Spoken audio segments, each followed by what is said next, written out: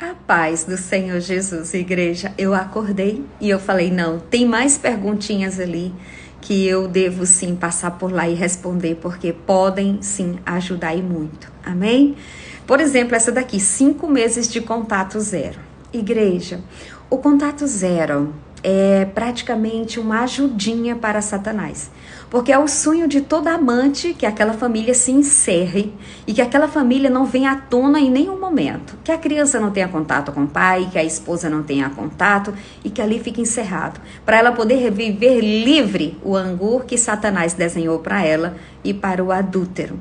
E nós sabemos que uma família não se encerra assim. Nós sabemos que a construção de uma adolescente, a construção de uma criança, precisa da educação do pai, da participação do pai. Não é isso? Então, às vezes, a mulher, por estar no contato zero, deixa o homem completamente ausente. Agora, igreja, detalhe. Esse contato zero, às vezes, acontece por parte deles. Aí, quando é por parte deles, você pode o quê? Respeitar. Só fala quando for necessário. Entende? Para que não aconteça o quê? O repúdio.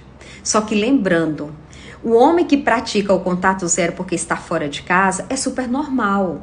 É normal eles ficarem doidos, é normal eles não agirem de forma correta, de forma honesta, de forma verdadeira. Por quê? Porque eles estão possessos. São 8 demônios a mais que tomaram de conta dele a partir do momento que eles abandonaram a casa.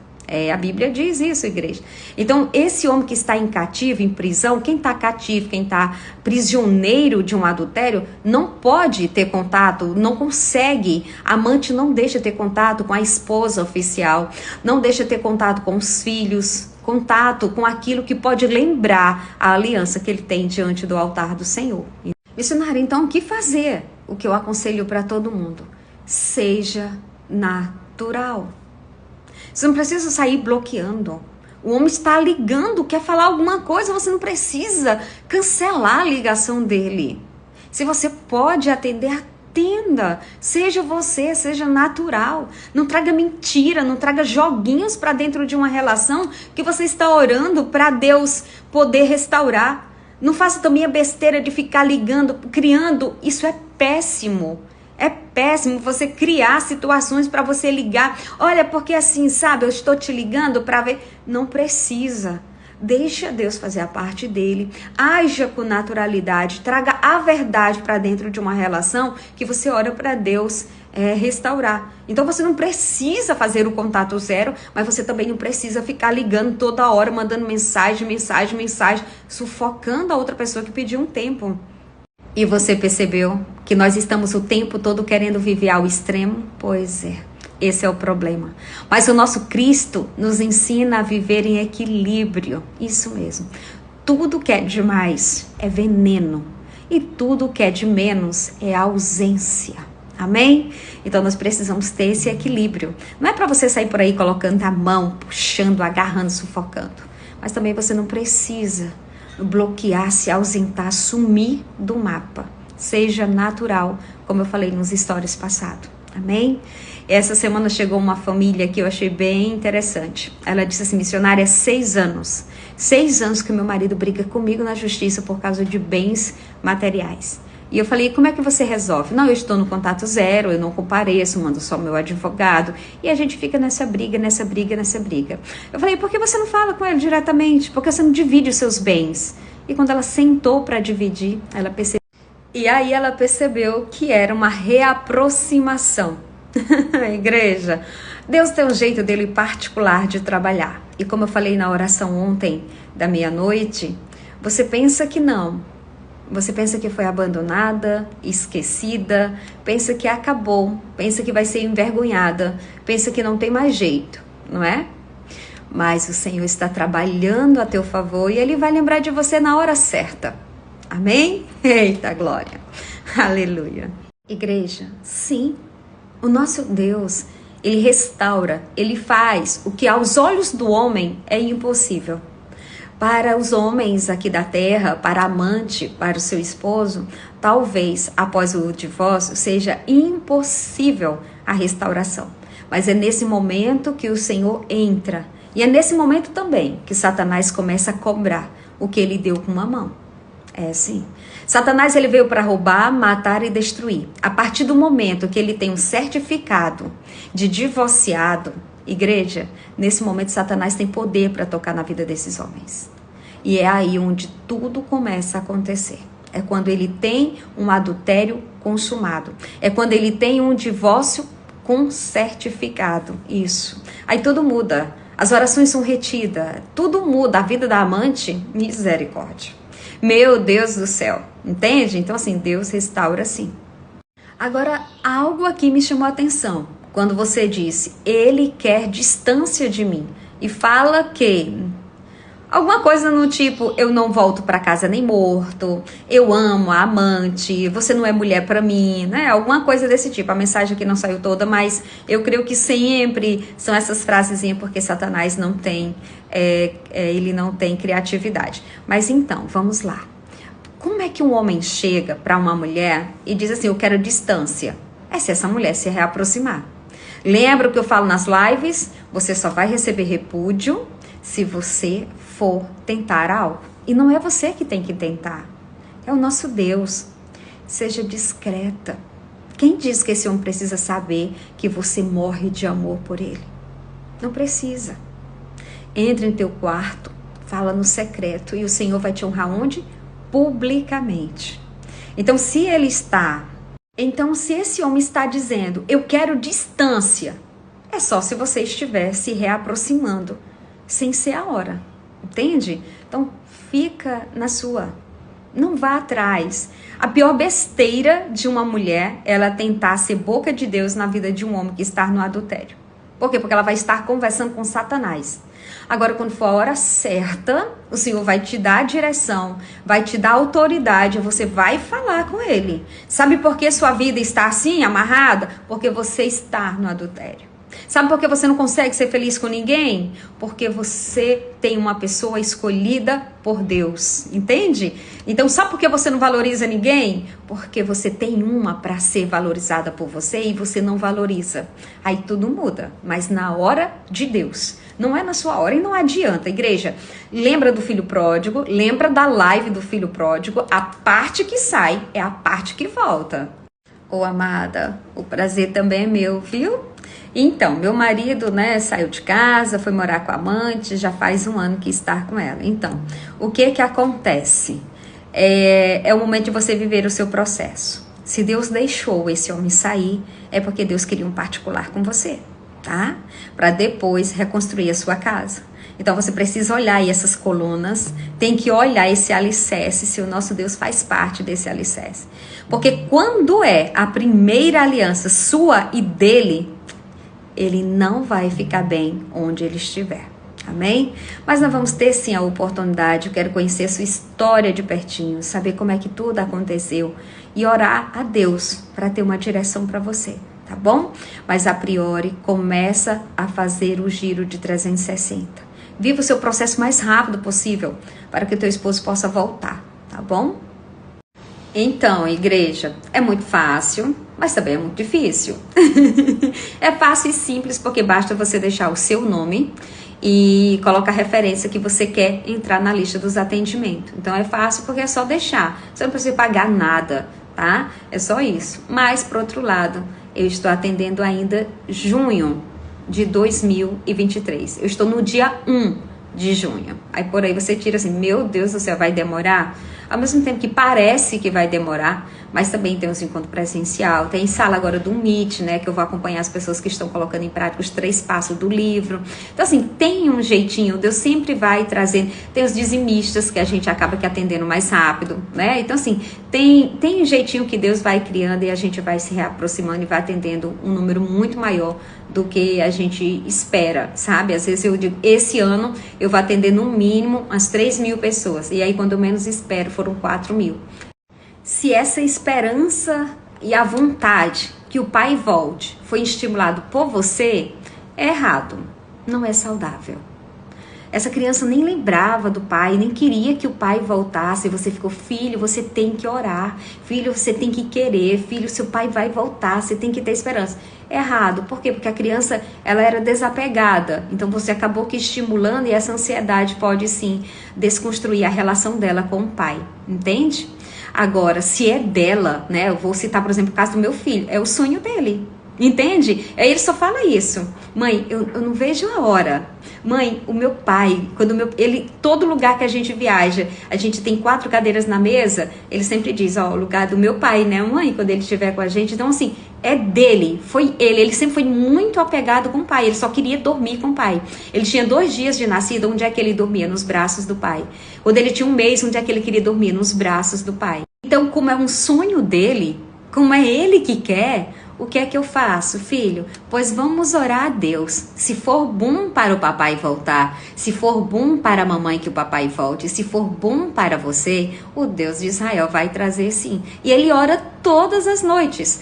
Todas as noites ele diz, papai do céu, se for bom para o meu papai que ele viva comigo, com a minha mamãe, que ele volte. Se for bom para mim que o meu papai volte, que ele venha logo, porque eu tô com saudade, eu quero ter o meu papai aqui dentro de casa. E a minha mamãe também quer. Então assim, é natural dele. Eu posso chegar e dizer, filho, você não vai mais orar pelo seu pai. Não, por quê? Porque eu não posso limitar o sonho de uma criança. Eu não posso jamais dizer que o nosso Deus é pequenininho, que Deus não pode realizar o desejo de uma criança inocente. Mas, porém, eu digo se for bom. Por que eu digo se for bom? Porque ele entende que o que não for bom, Deus não faz. Entende? Então, você já vai construir. Que bom que você conhece a verdade, porque a verdade nos liberta. Amém? Então, assim, eu acompanho sim pessoas de segunda aliança. As pessoas ficam assustadas. Como assim? Você acompanha? Sim, acompanho. Porque a palavra do Senhor é muito clara. O Senhor disse assim, que a mulher está ligada ao seu marido enquanto ele vive. Não é enquanto se divorcia, enquanto é traído, enquanto entra piriguete gospel, não. É enquanto vive. Então, sabendo que esta mulher tem uma aliança ativada, porque o cônjuge é vivo, então ela está o quê? Em adultério. Então, a partir do momento que a pessoa está em adultério, o que é que eu faço? Eu acompanho. E eu faço questão de deixar essa pessoa analisar a vida que ela tem. E é o que ela faz. Ela coloca o pé no freio e ela para analisar. E ela vai analisando tudo que ela está vivendo. Uma chegou aqui e disse que tinha uma vida boa. Mas depois, tocada pelo próprio Espírito Santo de Deus, ela falou a realidade. E disse que era espancada, no mínimo, 1 vez por semana. Então, ela decidiu. E quando ela falou, né? Não, eu sou espancada. No mínimo 1 vez por semana, às vezes 2, 3 vezes em 1 semana. Eu falei, tá bom assim pra você? Esses são os benefícios de uma segunda aliança. Tá bom pra você? Ela falou, não, eu quero me separar. E ela tomou a decisão. Porque a decisão de se converter, de abandonar o pecado, tem que ser da pessoa. Porque se for por pressão, a pessoa volta e se lambuza de novo no pecado. Tem que ser por quebrantamento do espírito. Amém? A outra disse, missionária, eu tô cansada, trabalho de manhã, de tarde e de noite, dou o dinheiro na mão do meu marido e ele está bancando as mulheres nos vídeos virtuais pornográficos. Ele faz um pico de 300, de 400, de 1.500, eu não aguento mais. Eu digo, tá bom pra você essa segunda aliança? Ela, não, era melhor sozinha. Então ela faz o quê? Se separa. A outra disse, missionária, eu não aguento mais. Os meus filhos estão sofrendo muito na mão do padrasto, né? Desse segundo homem que eu casei. Eu falei, sério? Sim, sofre muito. Eu digo, amado, o que é mais importante para uma mulher? Um macho, um homem, ou fruto do ventre? Aquele a quem Deus entregou para você proteger, cuidar e amar, educar, tornar ele um cristão. Você acha que está certo isso que você está fazendo? E ela decidiu se separar. Não foi eu, não. Ela decidiu. Outra chegou aqui dizendo que também tinha uma vida perfeita. Eu falei, mas por que você veio até a mim, então? Se você está em segunda aliança, a sua vida é perfeita. É porque eu queria que a senhora me ajudasse a mudar umas coisinhas que eu encontro nele. E eu falei, que coisinhas são essas? Então, eu não posso abrir a boca. Ele me chama de burra na frente de qualquer um. Ele me distrata, ele manda eu calar a boca, ele não me valoriza, ele tem vergonha de mim, tem vergonha da minha profissão. É uma pressão psicológica. Eu vou arrumar a casa, ele fala que eu arrumo a casa de qualquer jeito. Ele reclama de tudo, das minhas vestimentas, da forma que eu falo, do meu cabelo, das minhas unhas, do meu jeito de me comportar, do jeito que eu arrumo a casa. Ele nunca me elogia. Eu falei, amada, você está sendo espancada emocionalmente. Pelo amor de Deus, até quando você vai suportar isso aí?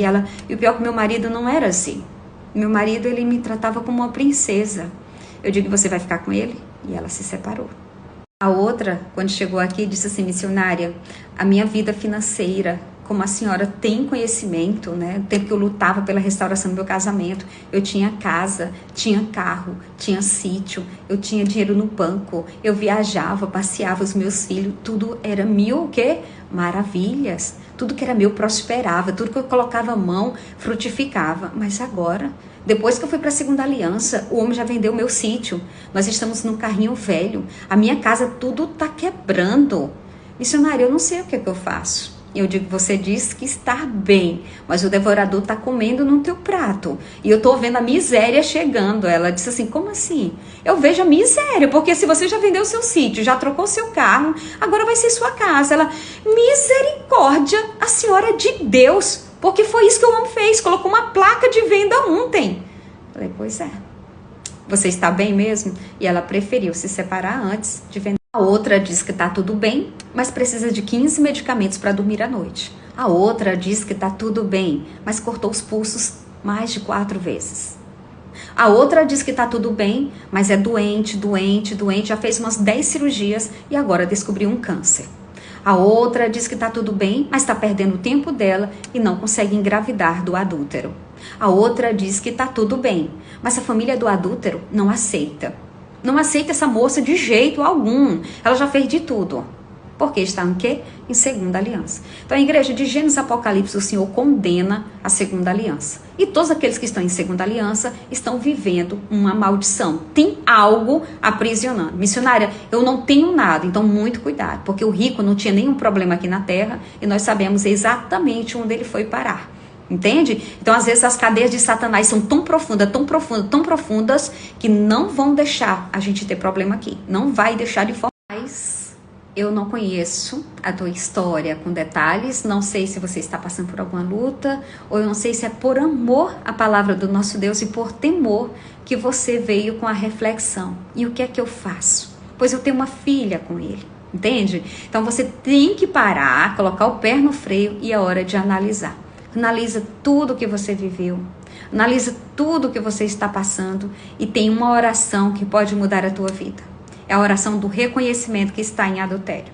A partir do momento que você faz uma oração reconhecendo, Pai, reconheço eu que eu estou em adultério, pois este homem, se for o caso dele, né, que esteja em segunda aliança, pois esse homem já era casado com outra mulher, ou então se foi você, pois eu tenho um marido vivo, eu já fui casada de primeira aliança, era a minha primeira aliança, era a primeira aliança do meu marido, entende? Quando você apresenta esta oração, o Senhor entra na tua vida e faz aquilo que você não tem coragem de fazer. Igreja, e quando eu falo assim que Deus faz o que a gente não tem coragem de fazer, a gente pensa que é tipo assim, puxa vida, vai destruir minha segunda aliança e isso é péssimo para mim, né? Teve um caso que eu acompanhei que uma irmã não queria de forma alguma perder essa segunda aliança, só que a segunda aliança dela estava contaminada. Por quê?